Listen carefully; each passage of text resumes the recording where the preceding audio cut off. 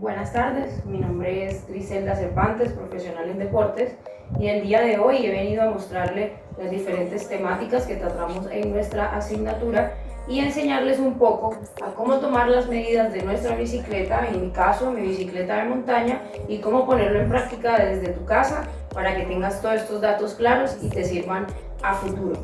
Y también te sirvan a escoger qué tipo de cicla y qué talla es la tuya. Bienvenidos. 1987, nuestro ciclista Lucho Herrera, el jardinerito de Fusagasugá, se consagró en el mundo del ciclismo al ganar la Ronda Ibérica. Lucho, que tampoco era el líder de su equipo, Café de Colombia, sacó sus dotes de escalador y cautivó a Europa con sus pedalazos en la montaña. Desde ese momento Lucho se puso la camiseta roja del líder durante 6 etapas seguidas, hasta que le cedió el maillot a Kelly, vencedor de la etapa de contrarreloj de 24 kilómetros en Valladolid. Al día siguiente la suerte le sonrió a Lucho y de esta manera sacó a Kelly de la carrera y en plena etapa, la número 20, el jardinerito asumió de nuevo el liderazgo en general. El francés Finon y el alemán Dieksen eran ahora los rivales más fuertes de Lucho, pero a falta de 3 etapas el colombiano mantuvo su ritmo y fortaleza hasta el final y se coronó campeón de la Vuelta a España con un tiempo de 195 horas, 34 minutos y 25 segundos, además de sumar 174 puntos que le valieron para ser el rey de la montaña. Ahora, si nos vamos por el lado de la historia del ciclismo en Colombia, tenemos que nuestros inicios como tal en el ciclismo fueron en 1940, tiempo después de que terminara la Segunda Guerra Mundial. Continuamos con 1946, donde se realizó en Colombia los 5º Juegos Centroamericanos y del Caribe, dándose a conocer uno de los primeros ciclistas colombianos que dejó una huella en la historia, Efraín Rosso. Después con esto continuamos que en 1950 el cuarteto de ciclistas conformados por Efraín Rosso, Efraín Forero, Jaime Tarquino y Luis Ortiz lograron llegar al final de 4.000 metros en el velódromo en medio de estos juegos. En 1951 se realizó la primera edición de la Vuelta a Colombia, teniendo en cuenta como punto de partida la avenida Jiménez en Bogotá, donde 35 participantes dieron el primer pedalazo. Continuamos en el siguiente año, lo que cuenta la historia de 1964, donde Mario Papaya Vanegas logró el 5º lugar en una prueba de velocidad en los Juegos Olímpicos de Tokio.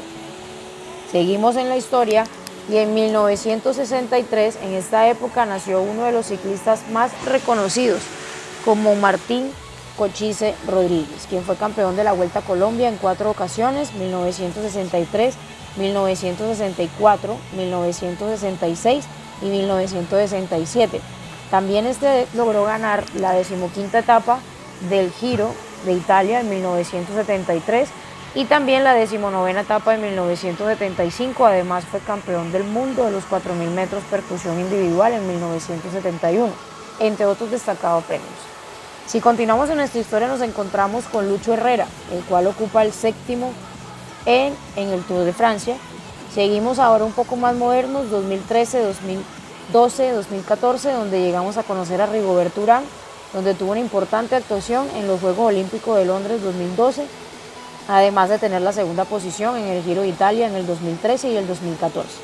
Avanzamos en la línea del tiempo y en el 2015 y 2016, Esteban Chávez consigue 2 etapas de la Vuelta a España en el 2015, además de quedar tercero en la tabla general del año siguiente, donde consiguió el 2º puesto en el Giro de Italia en el 2016. Nos vamos un poco más acá en nuestra línea del tiempo y en el 2016, Nairo Quintana ha logrado ganar la Vuelta a España en el año 2016 y el Giro de Italia en el año 2014. Si seguimos en la línea de tiempo, llegamos a conocer a nuestro Miguel Ángel López, quien gana 2 etapas de la Vuelta a España en el 2017 y además queda tercero en esta competencia el año siguiente y logra el 3er lugar en el Giro de Italia del 2018. Y ahora por último, desde el 2019-2021 nos encontramos con Egan Bernal, que se convirtió en el primer latinoamericano en ganar el Tour de Francia en el 2019 y también ganó el Giro de Italia en el 2021. Para saber qué tipo de bicicleta es la que tenemos que escoger debido a nuestra altura, primero lo que tenemos que hacer es medir nuestra entrepierna. ¿Cómo lo vamos a hacer? Voy a utilizar acá un cuaderno, que es el que vamos a tomar de ejemplo, lo vamos a ubicar entre nuestra entrepierna haciendo el ejemplo de nuestro sillín de la cicla. Y de ahí simplemente tomamos 1 metro y nos vamos a grabar. Nos vamos a tomar la medida desde la punta de nuestro pie hasta el alto donde termina nuestro sillín, que sería el ejemplo de nuestro cuaderno. Ahí simplemente marcamos y en el dado caso, en mi caso, mi entrepierna tiene una longitud de 83 centímetros. Recuerden que para saber nuestra medida en pulgadas en la bicicleta de montaña simplemente tenemos mis datos, que son 83 centímetros por 0.21. Ese es un dato ya establecido con el cual hacemos la fórmula y en mi caso me da 17.43 pulgadas. Quiero dejar claro que la medida de la bicicleta de montaña debe tomarse en pulgadas. En este caso, de acuerdo a la tabla obtenida en clase, mi talla en bicicleta de montaña es talla M, que va desde 17 pulgadas hasta 18.8. Ahora, si nuestra bicicleta o tu bicicleta es una bicicleta de carretera o de ruta, las medidas son diferentes. Mantienes tu medida de la entrepierna, que en mi caso son 83 centímetros, y lo vas a multiplicar por 0.65. Ese resultado, después que hice la operación, a mí me da 53 centímetros. Ojo, el resultado para bicicleta de ruta no te puede dar en pulgadas, el resultado lo vas a tomar en centímetros.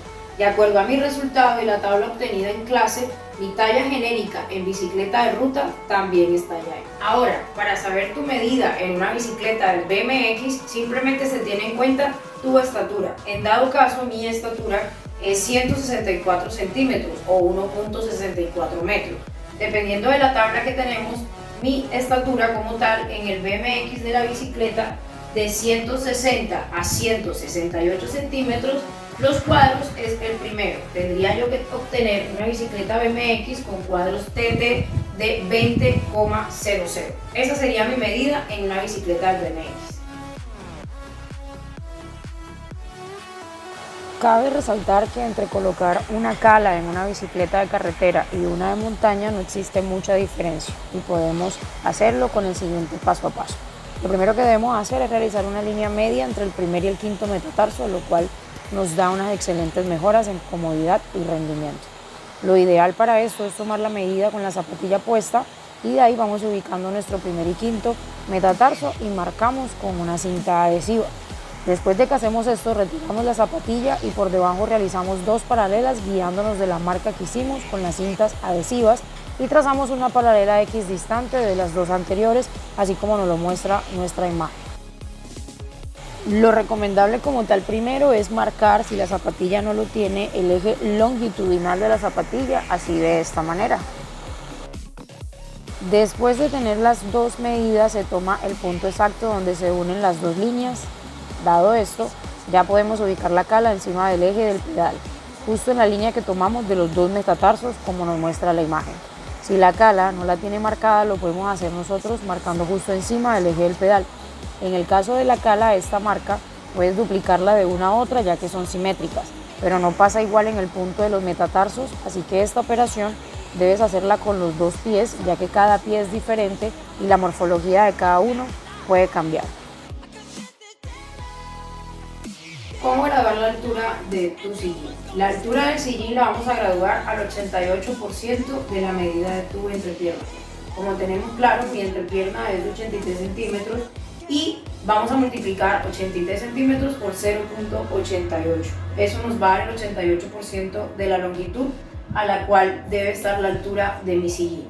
Después de haber hecho esta operación, a mí me dio 73.04 centímetros. Después de que ya tengo mi dato de 74, lo único que hago es tomar la medida desde el eje de mi pedal, que arranca desde acá.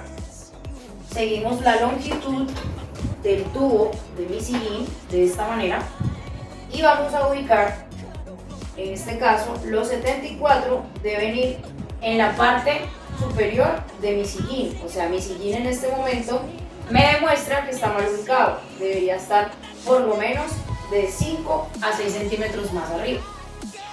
Tenemos otra idea o otra forma de también tomar la medida o saber más o menos si nuestro sillín está a la altura correcta. Nos ubicamos en nuestra bicicleta, vamos a ubicar nuestro talón en el pedal y simplemente pedaleando hacia atrás completamente, vamos a mirar que nuestra pierna quede en una extensión no completa, sino dejando un pequeño, ligero arco de flexión en mi rodilla. Si hago el pedaleo sin forzar mi cadera y mi pierna queda en esta posición, sin ser forzada, ni mucho menos tanta flexión, ni tanta extensión, podemos decir que mi bicicleta, mi sillín, está a la altura ideal. Ahora bien, para curar el retroceso de mi sillín, lo primero que tenemos que hacer es subirnos al sillín.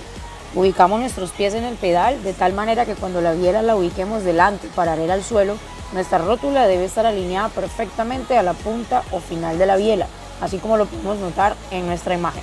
Para estar seguros podemos tomar una cuerda o un plomo que nos sirva para trazar una línea y así darnos cuenta. Si la rótula nos queda por delante de la biela, pues tenemos que echar el sillín hacia atrás. Y si nos queda detrás, pues tenemos que echar el sillín hacia adelante. Un dato importante, si lo que debemos mover el sillín son milímetros o no hace mucha diferencia, no es necesario moverlos. Pero si la distancia es significante, debemos volver a graduar la altura de nuestro sillín. Ahora, para graduar el largo de la potencia podemos encontrar dos tipos de ajuste. El ajuste de la potencia roscada, que se trata solamente de aflojar el tornillo en la parte superior. Ojo, hay que sacar todo el tornillo, solo hay que dar unas vueltas para aflojar el expansor o la cuña, según sea el caso. Después de aflojar el tornillo, simplemente hay que dar un ligero golpe al tornillo como un mazo de goma o algo, al fin de liberar esa cuña o el expansor, y se sube o baja la potencia según sea necesario. ¿Okay? Hay que tener mucho cuidado de no sobrepasar el límite máximo de la altura, de lo contrario se corre el riesgo de que se zafe la potencia. ¿Listo?